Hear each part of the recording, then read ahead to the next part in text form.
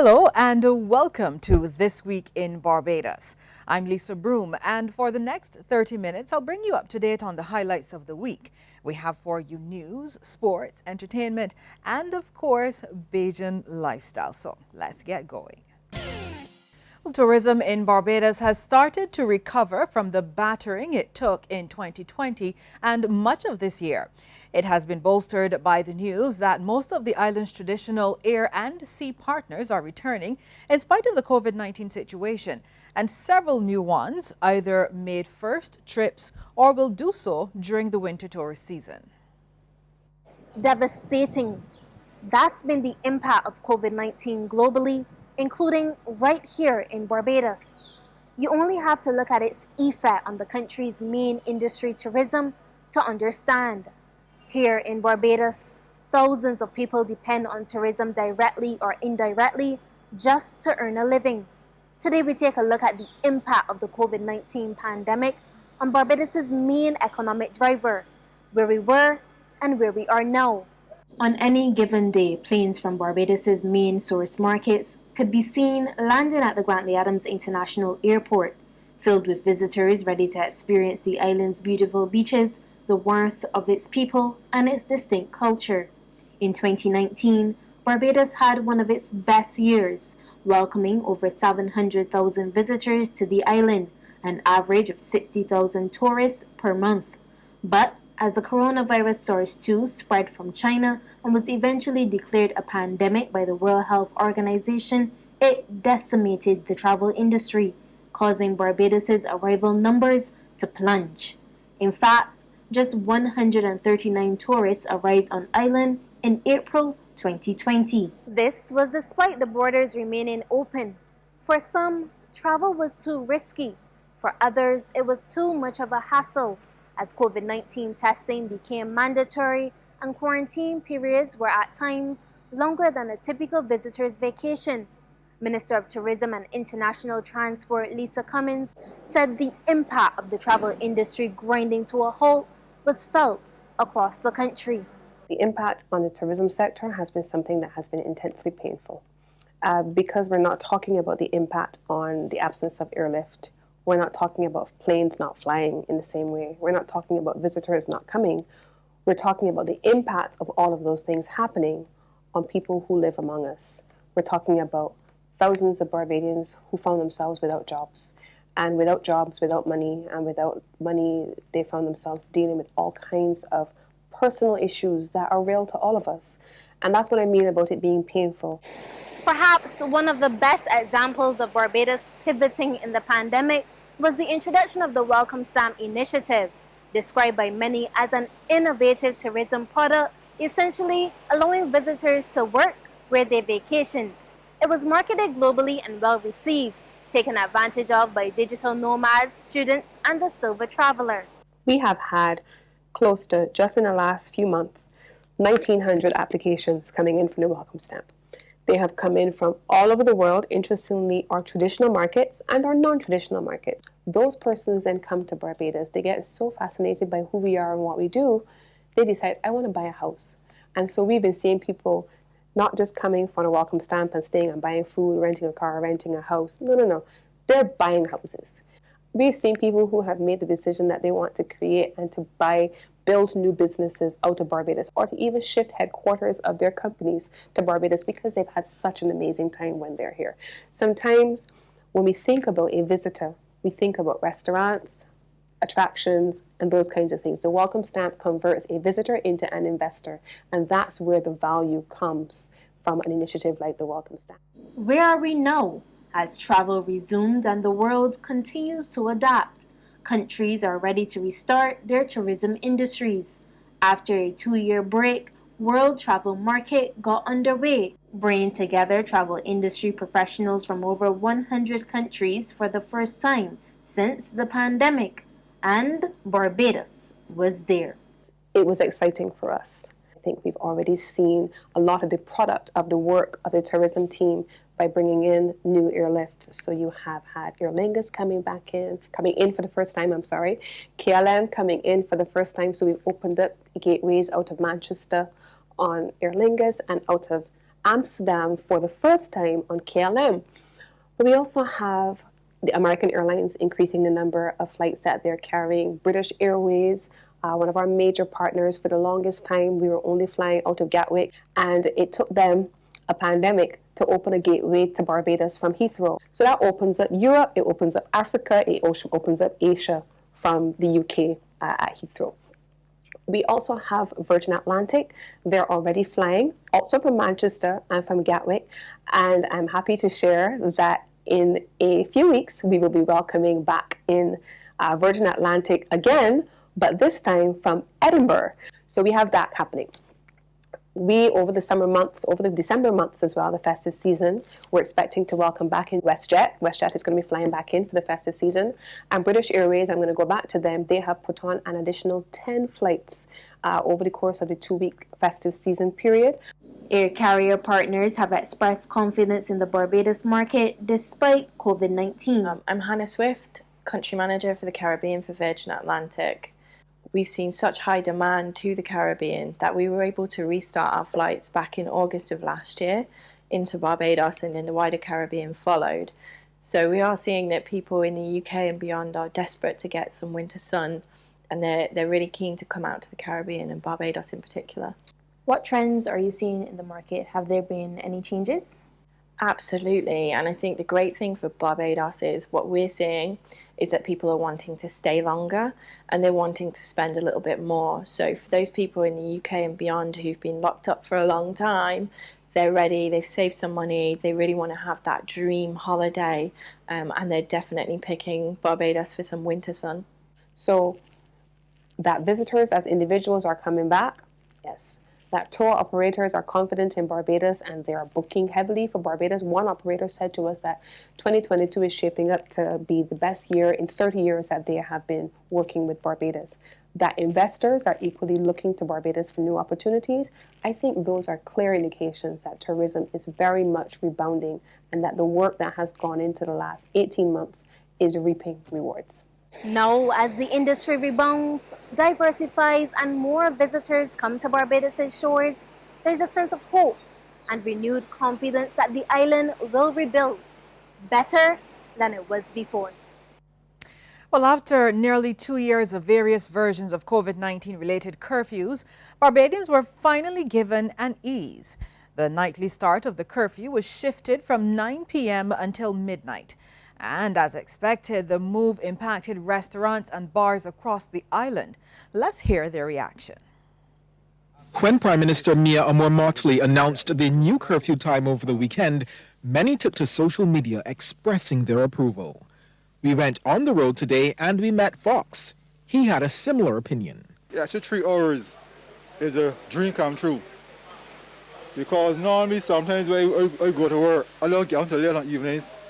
So I don't got enough time to go in the supermarket or to shop to get things for make breakfast and what's not. So yeah, so 3 hours, I appreciate it, so 3 hours. And of course, the bars are also happy about the move. And I would record very good for business because fellas that usually would like to stay out and spend a longer time, they'll be able to stay out no longer and get what they really want, yeah. Many small businesses stand to benefit, like the Tate Hill Mini Mart, owned by Patricia Patsy Burrows. Means maybe you get a bit more sales by opening a little later. Not that I'm going to open up to 12.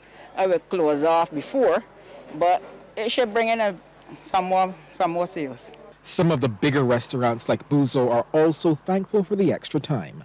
General Manager Danny Mansour told us the 9 o'clock curfew posed several challenges. It was almost as hard, if not harder, than being actually locked down or shut. Being that you had to open up still with the expectation of possibly getting business or trying to go after business. So it took us a lot of time to either pivot, try and focus on other areas, how we can get more, say, locals back in. Because remember, at that point, the airport was still being an issue. So now we were always focused, and it has always been Buzo's focus, the local clientele. And we have to be grateful for them. They have maintained us to have head above water. He believes the new curfew time will positively impact the service industry. Also being that it's a 4-week aspect that we do know in advance, we have a better idea of how to plan. So you have more consistency in terms of ability to plan for certain things instead of unknown certainty of every 2 weeks. Now with 4 weeks as our give way as our information, we are able to plan better to see what we can do for either new menu, new things for Christmas lunches, things like that along those lines. The midnight curfew will be in place for 4 weeks. And within hours of the shifting of that curfew, people poured into St. Lawrence Gap, the so-called entertainment capital of the island. The restaurants, bars, vendors and patrons to St. Lawrence Gap were very excited to be allowed the extra hours to operate their businesses and enjoy food and drink with family and friends. We took to the streets and establishments to speak with the operators and visitors about their perspective on the matter. Very much elated, as you would imagine. It's given us some extra time. We're not rushing. Our guests are able to sit, relax, enjoy the ambience, enjoy their food, enjoy drinks. We do have live music some nights of the week. So everybody's basically able to sit down, relax, enjoy. Staff is able to service customers efficiently. Very happy for it. It's been a tough 18 months. So I feel it's about time they put it back to that time. So much better. Do our business a little better, but hopefully I hope they get better soon. So go back to morning, because I miss the party life. Just to know that we got this opportunity to go to 12 o'clock, man. It's dying. Business been so bad around here. The customers come before they get in. It's time to go, you know. So this is a breath of fresh air. I hope everything go all right. I'm very happy with the curfew. I'm very happy with we left the time to 12 o'clock. I'm very happy about that. The tourists who come to the island, especially the long-stay visitors, are also thrilled with the development. We arrived about 6 o'clock in the evening, and so it was a mad rush to get here. We're staying at the Yellowbird, lovely hotel, and immediately thought, well, what are we going to eat? There's a curfew at 9 o'clock. So we rushed around, got some food. So we are delighted that tonight the curfew is now to midnight. It's like coming home, and we thank God that the curfew is lifted so we can meet people again. Absolutely fabulous. Really can't express that enough. And our daughters have been coming since they were tiny. Daughters. Unfortunately this year and the last 2 years have been a disaster for Barbados. It's a beautiful island. It's the most friendliest people we know. We stay around this area over the last 13 years and I've met some fantastic people. I like the landlord of the Hours Bar here, who I've known as a good friend now. What I would like to say is, unfortunately, you've got to get to grips with your vaccinations. This is so important for you. The South Coast is coming back to life, and the weekend is coming closer, when more businesses are expecting to see greater patronage because of the additional hours. And This Week in Barbados continues with a look at a new development about Barbados expanding its borders into cyberspace. Stay with us.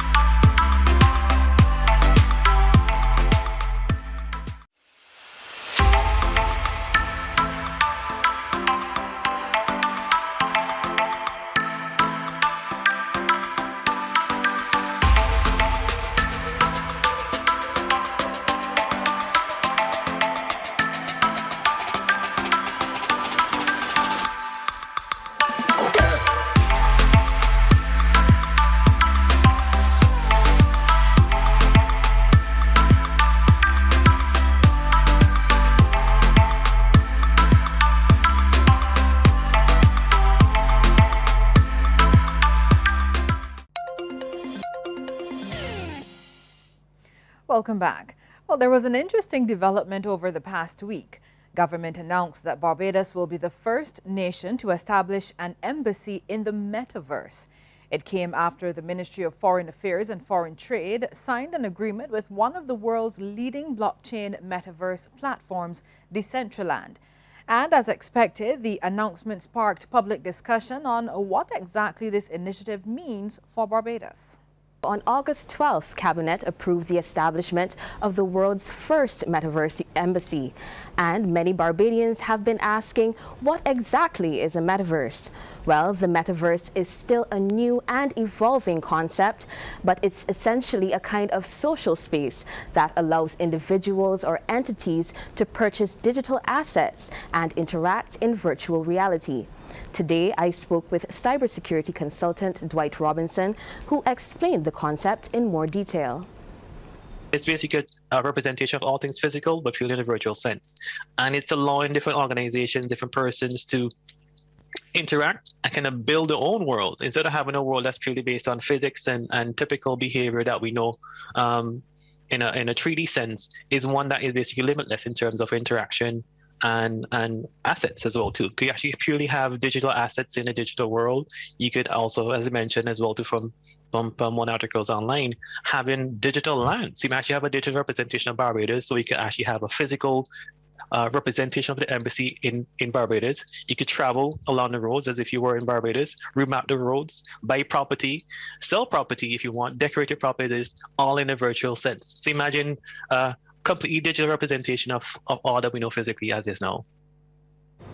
The establishment of this virtual embassy will enable Barbados to legally declare digital real estate as sovereign land on metaverse platforms like Decentraland. The metaverse has become increasingly visible in recent months after social media giant Facebook announced it will develop its own metaverse platform, Horizon, as part of its plan to move past standard social media sites into the realm of virtual reality. Mr. Robinson believes this is the future.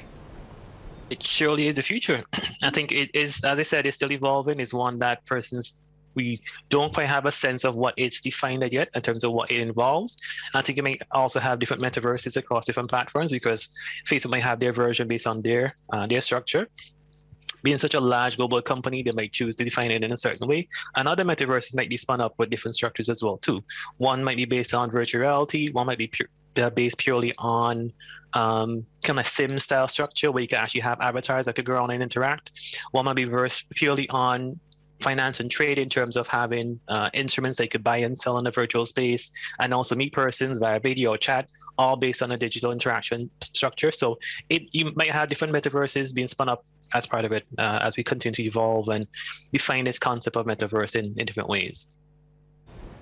The Metaverse Embassy is being championed by Barbados's ambassador to the United Arab Emirates, His Excellency Gabriel Abed, who is also a world-renowned pioneer in the field of central bank digital currency and blockchain technology. In a press statement, the ambassador says e-counselor services will be a core feature along with a virtual teleporter which will connect the Barbados Metaverse Embassy across all virtual platforms as a gesture of diplomatic unity. While this could be an historic move for a small island like Barbados, Mr. Robinson highlighted his concerns. I don't believe that there's been any such thing as an e-embassy being spun up anywhere in the world. So this is all very new. Of course, the concern by being the first in this realm is that we could be lured into something that we're not quite aware of exactly what the risks are as part of the process. Or there might be some kind of investment that's being put into the process that we can't necessarily recoup by some financial means. So the concern is that we might actually be putting ourselves out there and being exposed from vendors that might be selling a product that isn't quite tangible, or seeing results that might not be profitable ultimately based on our investment. Barbados is building stronger relationships with its neighbors, including Guyana and Suriname, and also as far away as Africa. Minister in the Ministry of Foreign Trade, Sandra Husbands, says the efforts have been paying off. Well, she sat down with Lisa Lord of the Public Affairs Department. When you have domestic enterprises that have a market of 300,000 people, there is no way to grow your business except you export. And there's no way to build sufficient economic strength that if competition comes into your domestic market, that you can hold your market. What typically happens in Barbados is that many of our businesses hide behind the national walls because through our tariff structures, through our trade agreements, we're able to give them some protection. But what is the challenge? For them to continue to grow and make profit, they have to charge the consumer more and more for the same good. Now, this affects consumer welfare. So as a government, our responsibility is to be able to balance both things. What is best for the enterprise and what is best for the consumer. So the only way that we can achieve those twin objectives is to get enterprises to export, because they have to operate to scale, their unit costs will drop. So instead of raising the price to the domestic consumer, you can offer a better price, but you're making more money because you are increasing the demand for your product at the regional level. Hence the priority of Guyana and Suriname. Hence the priority of looking at, can we export more to the OECS? And therefore, the Cabinet would have mandated the Ministry of Foreign Affairs and Foreign Trade, as well as the Ministry of Industry, to take a look at Suriname and Guyana in relation to broadening our trade prospects. And with Guyana set to grow at a tremendous rate, well over 30% of GDP. I would love those numbers in Barbados. It means that Barbados must engage that space very, very quickly, that we can be a part of that growth. Suriname similarly has found oil, but her development is lagging a little behind Guyana. They're not as advanced, so it's going to take a little more time. But we have a special envoy who has been doing tremendous work in Suriname and has been taking good advantage of whatever possibilities are there. Now, why Suriname and Guyana are important, and Belize, food production security. When you are 166 square miles, your capacity to grow every single thing that you need for your population, and then for a tourism population, which can top close to 1 million persons a year, you need to be able to ensure that you have good food security. So while domestically, you would see that the Ministry of Agriculture has broadened and accelerated domestic production, at the same time, we are engaged in dialogue with Guyana and Suriname and Belize about making sure that they grow sufficient of the essential foods that we need, that should Barbados be knocked out by a hurricane, or Dominica experience that disaster that they had with Irma and Maria, or what happened in Antigua, that we have a quick alternative. And part of that program is not just producing and keeping food on the ready during the hurricane season. It is also about keeping planting material. When Dominica was hit, every single living thing was stripped and destroyed. And it would take months to recover and get enough produce to grow to feed that population. In the meantime, where is the planting material going to come from, and where is the food going to come from? And that is why they're critical to our capacity to build regional food security. And that's why it is a focus for the Foreign Trade Division. You mentioned Ghana. What opportunities exist in the continent of Africa for Barbados? So many. BIDC would have commissioned a consultant to do some research for us in Ghana.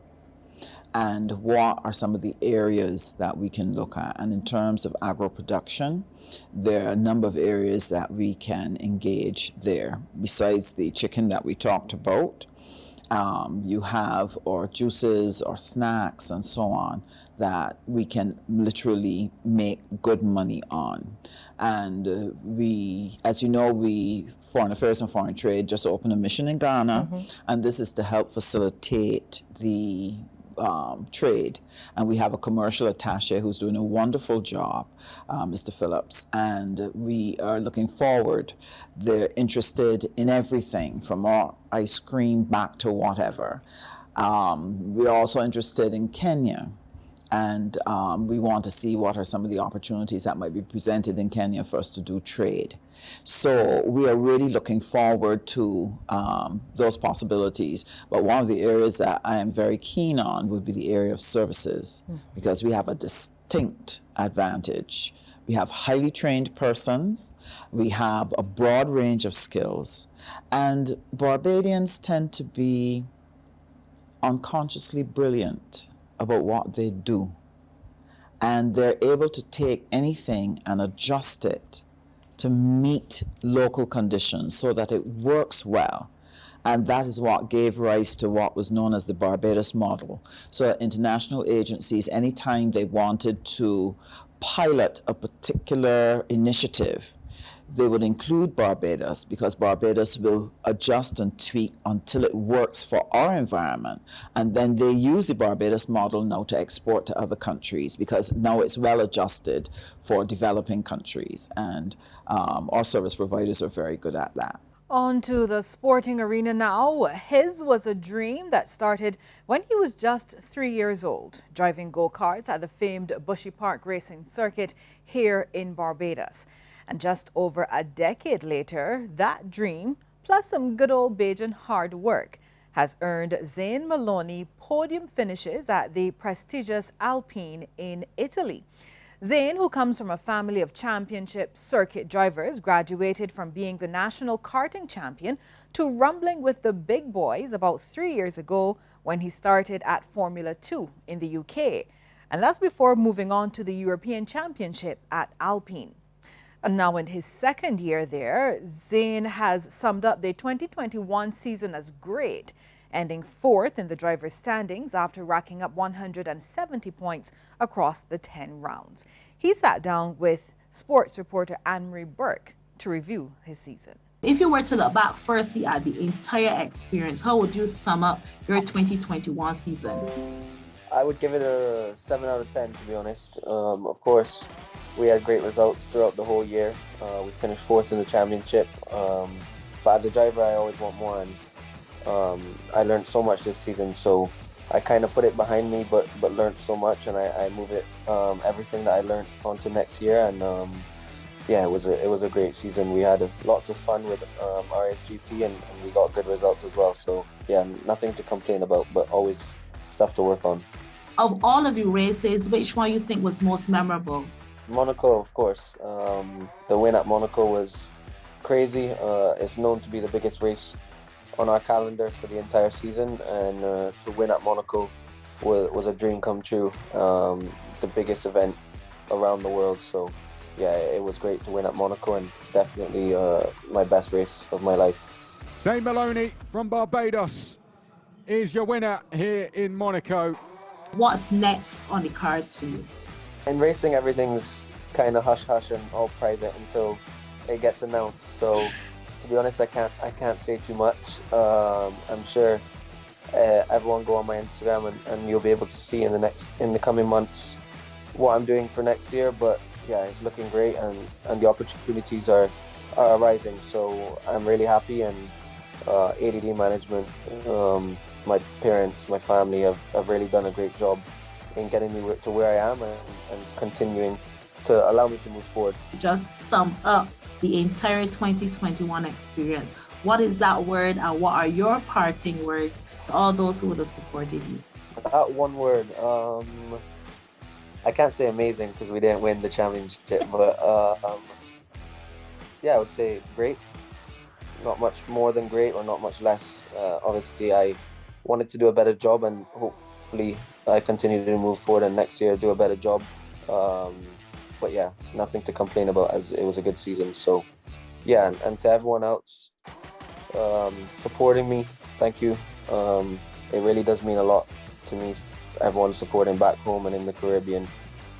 Well, it was a pleasure bringing you the news and interviews of Barbadians who made the headlines. We'll be back again very soon with another week in Barbados. I'm Lisa Broom. Thank you for tuning in.